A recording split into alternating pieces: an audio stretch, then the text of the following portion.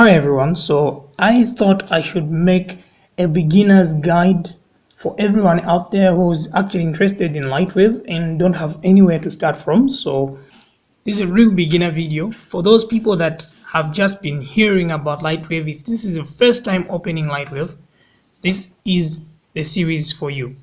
So I'll keep the videos as short as possible, mainly focusing on one thing. When something is short, it's easier to understand rather than I make a long video that will actually take you a very long time to actually listen. You forget the beginning before you reach the end and everything like that.